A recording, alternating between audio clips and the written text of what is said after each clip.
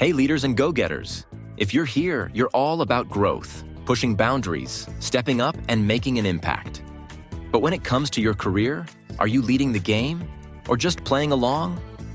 Whether you're chasing a promotion, switching careers, or just want to stand out, it all starts with one thing: your executive summary. And guess what? We've got the Ultimate Executive Summary e-playbook, and it's 100% free. This step-by-step guide will take you from a blank page to a bold, standout executive summary that grabs attention and gets results.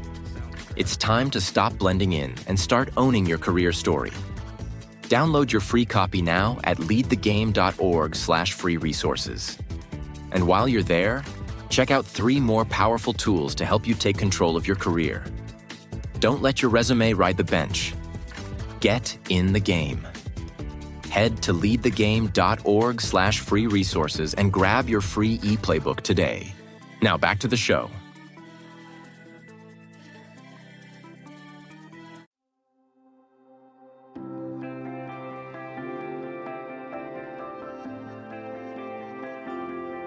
Welcome to What's on Your Bookshelf, a life and leadership podcast where we live out loud the pages of the books that are on our shelves, with your hosts, Denise Russo and Sam Powell. Hello, everyone. Welcome back to another episode of What's on Your Bookshelf. This is our life and leadership podcast where we live out loud the pages of the books that are on our bookshelves. Sam and I have a book for us today that we did not have on our bookshelf. We both got it because it sounded really interesting. You'll get the gist of it as we start talking about it today. If you're just following along, we just finished a really good book and an exercise in living out loud with The Obstacle is the Way by Ryan Holiday. I really liked that book even more than I thought I would when we started it. And so today we're on a journey to really untangle our mess. And Sam, I'm looking forward to being here with you today. How are you? I'm good. I think this is the first time you and I are reading a book that neither of us had on our shelf, which is fun. I don't know, like it's a little bit different. And we're also, usually one of us has read it or we've both read it. And so we're picking it back up like a second time, we're taking it off the shelf, we're doing whatever, but this will be the first time we're actively like learning, reading, doing, like, I don't know, it's going to be interesting. We might have done that with the Atomic Habits back in the day too, but I don't know, this is it's gonna be a little bit different. But yes, this is Gary John Bishop's Un-F Yourself, and it is actually spelled out with the little asterisk if you are you can see it in the podcast title and things like that. But this is about getting out of your head and into your life, and I think that's the part that really, like, obviously the title is very eye-catching and like, ooh, makes you stop and look at it. But the getting out of your head and into your life really resonated with me because I think that's what I spend 90% of my coaching, encouraging people to do is let's get past the thoughts, get past the ideas and get moving and get really into living, like, right out loud the pages, the ideas that go through our head. I like to think that I truly do live each day on the things that we've read. But what makes this book so interesting is me catching myself not doing those things. And what can I do to really move forward with some of the things that I want to accomplish and do? And well, first and foremost, I love talking with you every week. It's one of my most favorite parts of every week. And Vincent and I were talking yesterday. He's like, he listened to last week's episode, Sam, and he goes, I just think that you and Sam need to stop being so happy on the podcast. And I said, well, funny enough, we spent a whole year researching how to be happy. And I'm happy sitting here talking with you. And I was so excited to see you lifted up your Starbucks cup this morning. I have one too. Yeah, I've got my Nashville one today. I don't know what you've got. Okay, mine is Disneyland Paris. So cheers to our episode today. Yeah, it's funny. My son always yells at me too because I laugh a lot. Like you can hear it in this podcast, obviously. Like you talk to me all the time, so you hear it. But like I just tend to kind of always be giggling, and I do it even like when I'm uncomfortable, right? Or if it's just like what is happening right now? And I can laugh it off, right? Like that just happens. So yeah, I get yelled at by my 10-year-old all the time of like, stop laughing, stop being so happy. And it's like, I'm not always happy. Like I don't know. This is just how I talk and who I am. And I don't know. It just is something, but I am happy to be here, and I am very happy uh, to be exploring this book with you. And I love the back cover on this makes me laugh too, because it says, wake up, you're an effing miracle of being. And I'm like, yeah, like let's get into that. That's such an interesting thing. But you're right. You and I, we talked about this for just a few minutes before we hopped on here to start recording, and realized we needed to just start recording, because we both kind of had this same thought of like this book really does sort of encourage us, not even into the content, which we'll dive into, of course, but just in like the way the book is set up, the way the book is structured. I think it made both of us realize like, oh, we've been putting off books that we need to finish and get published and done. And there's just something about this book that sort of makes you feel like things are possible, like just to get into action, get into moving, get into actually doing the thing. Yeah, this book, the subtitle of the book says, Get Out of Your Head and Into Your Life. And I think that at first when I read it, I thought, well, is this going to be for somebody who's just like Eeyore complex? Oh, here I go today. But no, I think it could also be for anyone that's just a little bit stuck. Like we talked about, even in The Obstacle is the Way, is that it doesn't have to be that the obstacle is so insurmountable that you can never overcome it, but it's just something that might be annoying or time consuming or distracting, or just something that you think, well, if I do that one thing, I have to take away from something else. And so you made a point right before we got on the call to talk about how we both have a bunch of books in our head that we want to write, or maybe there's a paragraph that's written down, but what is it that is blocking us, not preventing us, but blocking us from moving forward? Is it something we have to create an atomic habit over? Is it something we have to shift our mindset around? Is it something that we just have to take action toward? And so my thought is that while this is really great for all of you listening in, and thank you so much for supporting our podcast, what I love most about our time is that this helps me to grow personally, and with you, Sam, as my accountability buddy, using your phrase. Yeah. Absolutely. And I think that that's part of the secret to life, like, is that you have to be the person who's doing the thing, right? Like we all have a lot of like dreams and ideas. And I think you and I as coaches, we see a ton of that. We hear a lot of that from people, right? Oh, I want to be doing this. This is where I want to go. This is the thing I've always wanted to do, or this is the place I've always wanted to be. This is the, accomplishment I've always wanted to have. But we all get stuck along the journey in some way. I don't know a single person who's accomplished anything who hasn't been stuck along the way, but the difference between people who are really successful and people who are just dreaming in a corner are the people who get out of their head and into life, right? They take the next step, right? Even if it's small, even if it's messy, even if it's not even good, it's just that moving forward is what helps you to do things and to really, make something of it. And like, I was thinking about this. I started a Substack, like newsletter blog, just a few months ago in like March, I think. And it was suggested to me by my coach because I like to write. I already have a newsletter going, right? All that sort of good stuff. And when I started it, it was messy. Like, I wish I would have screenshotted like versions, like once a month. Maybe I'll start doing that moving forward, like to see the growth and the change. But now it's like this whole like site that is a community that's got a lot going on, and it's not even close to being where I want it to be. But it's just this like constant iteration of doing something, right? Of like getting out there and making it happen. And so now I've got this platform, now I've got all this structure, and like I am constantly tweaking it. I think I'm obsessed with just writing and doing all this. I don't know, like it's just become this thing that I love to do. But it like version 1 through 20 was a hot mess. Like, just it didn't have direction. It was really unclear. And like I just keep tweaking it and keep making a change and keep doing the thing. And like, instead of saying, oh, I'm going to do this, I'm going to do this, I'm going to do this, I'm going to do this, like I've just been doing it. And I've been writing a blog for a few years now. I mean, I've got hundreds of entries at this point, right? Like I've got volumes of written work that like it's something I can turn around and use in other places, and it helps people and it's interesting and that kind of stuff. But it wasn't like it's the taking the dream and putting it into just really, really messy, really, really messy work at first, and then sort of getting it done. And I think that that's really like, when you think about getting out of your head and into your life, like to me, that's really are the types of things that it means.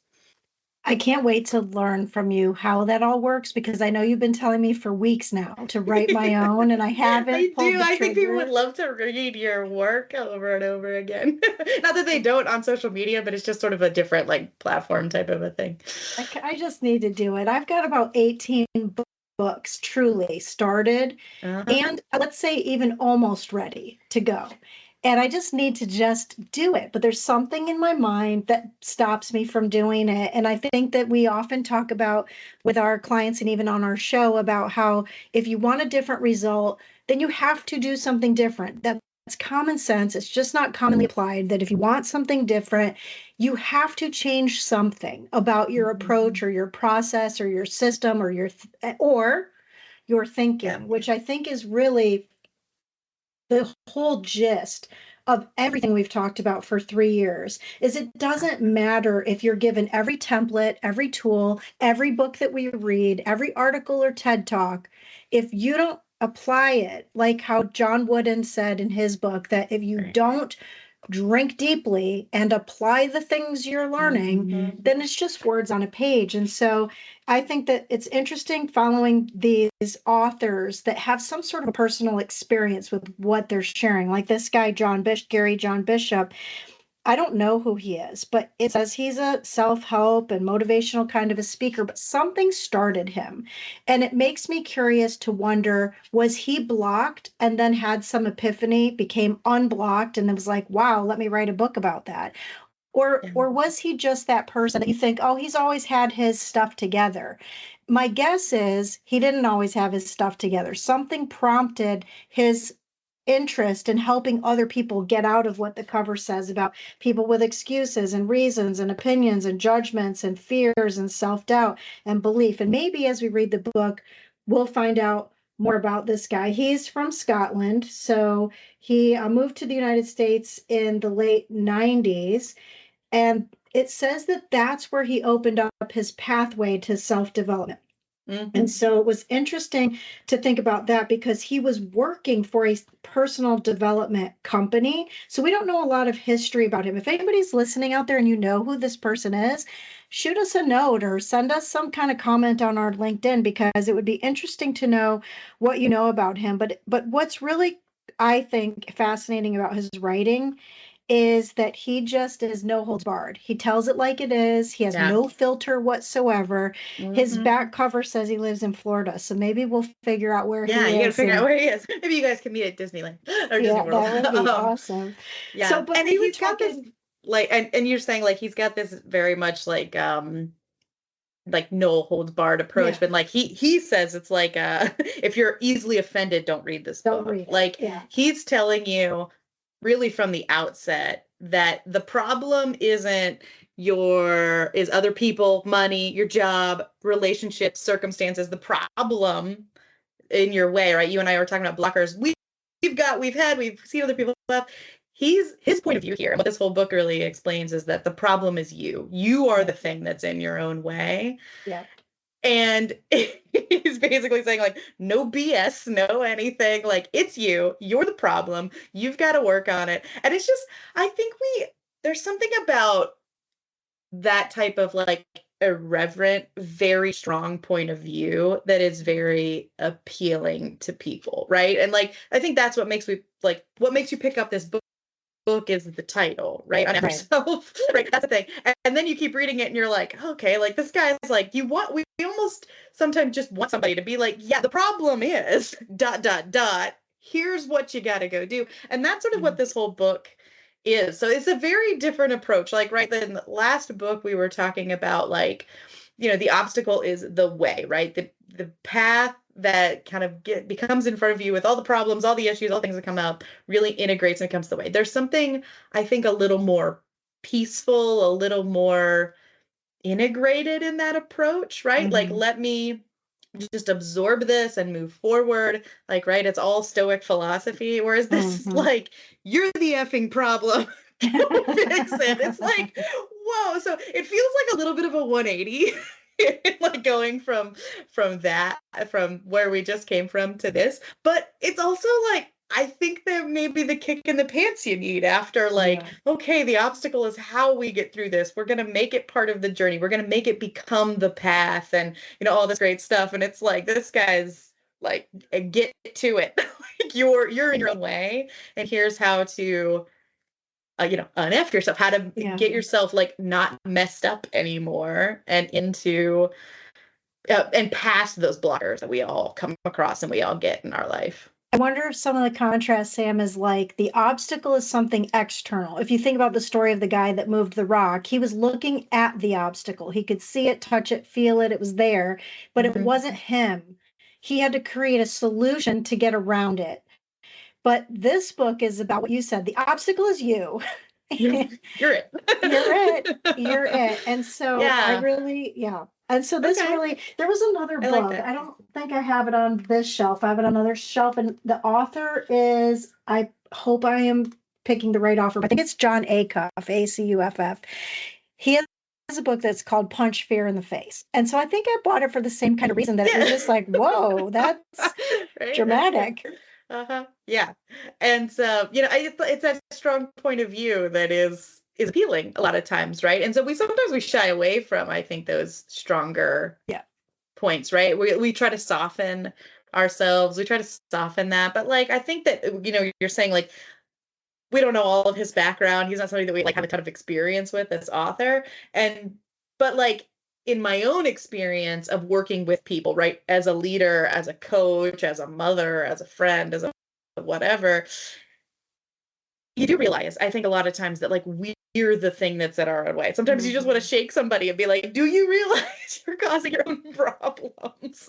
Like, right? And this is sort of that wake-up call for yourself of, like, do you realize you're causing your own problems? Do you realize that you're the one holding yourself back? And that's sort of and that's the appeal, is like, well, if I'm the one holding myself back, I'm in control of myself. I should be able to fix that, right? I should be able to move beyond that and get into this life that I say that I want, right? To publish the book I say I want to publish. And I say I've been going to publish for the last few years, and really, like, getting into it.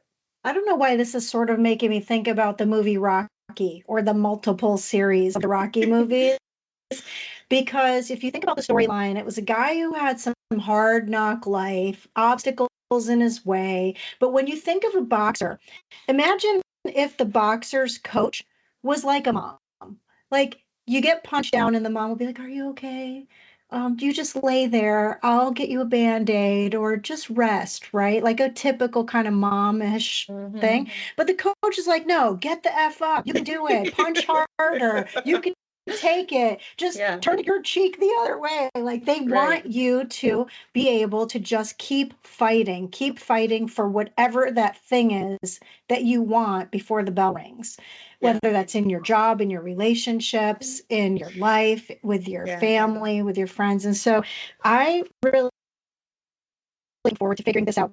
Next week, when we get into the book, it starts by saying that this is literally a conversational slap in your face from the universe to wake you up. We talk about a lot of around the idea that we can all have passions in our life. Those are, the things we dream for. We can have potential in our life, but you can always learn more.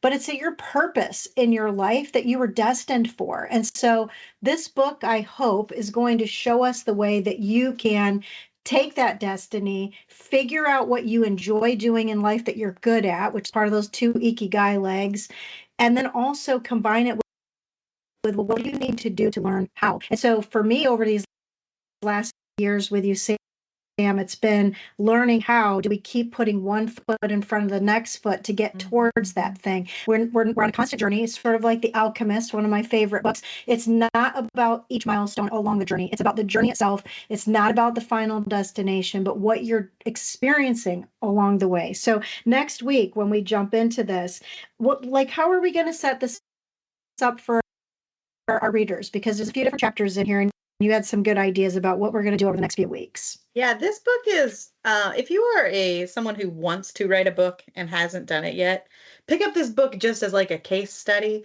because it's written very straightforward, right? Like it's the same, it's totally on brand with his approach of just like, no BS, straightforward, here's what to do, right? And so this book is written that way. So it's a very short, there's no long intro, there's none of this, like it gets right into it from the beginning and it ends right at the end. Like it's just 9 chapters. It's here's how to work through it. Here's what it is. And so I think we're just going to take a chapter an episode and talk through each one of the topics.